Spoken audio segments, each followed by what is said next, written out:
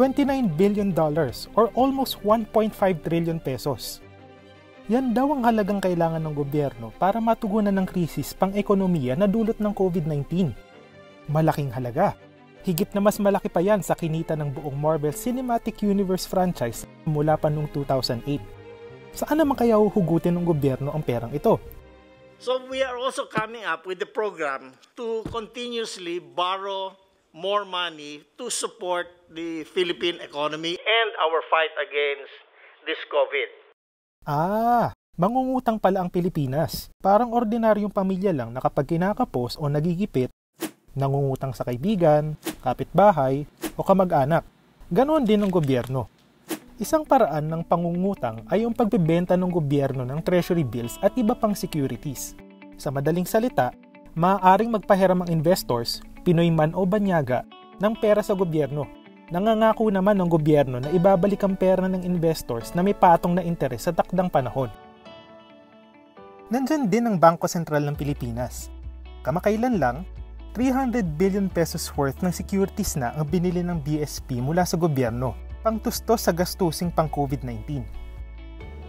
Nandyan din ang international organizations. Nitong Abril lang, may inaasahan na tayong mahigit $2 billion or higit 116 billion pesos dagdag tulong pinansyal mula sa World Bank at Asian Development Bank.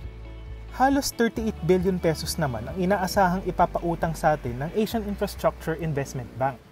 Okay naman ang credit rating natin. Tumaas nga.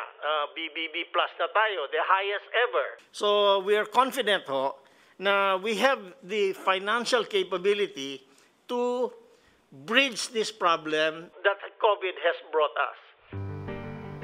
Bukod sa credit rating ng isang bansa, isa ring indicator ng kakayanang makapagbayad ng utang ang debt to GDP ratio. Noong 2019, 40% ang debt to GDP ratio ng Pilipinas.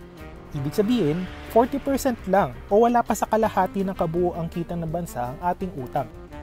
Kung si Acting NEDA Secretary Carl Chua ang tatanungin, mababa pa ito, kayang-kaya pang bayaran. Pero ang utang kasi, hindi po to libre na galing sa langit. Ang ibig sabihin lang ng utang, hindi po natin babayarin ngayon sa pamamagitan ng buwis. Ang ibig sabihin niyan, yung anak at yung mga apo natin ang pinapabayad natin ng itong inutangan natin. Hindi naman masamang mangutang, basta't kayang bayaran at tama ang paggagastusan. Priority pa rin ang ayuda para sa mga mahihirap nating kababayan at ang pagpapalakas sa ating healthcare system. Tandaan, umutang tayo para maitawid ang ating mga mamamayan, hindi para lalong mabaon sa kahirapan. Ako po si Renz Calub at ito ang Usapang Econ Express. Hatid sa inyo ng Usapang Econ at ng Core Theory Multimedia.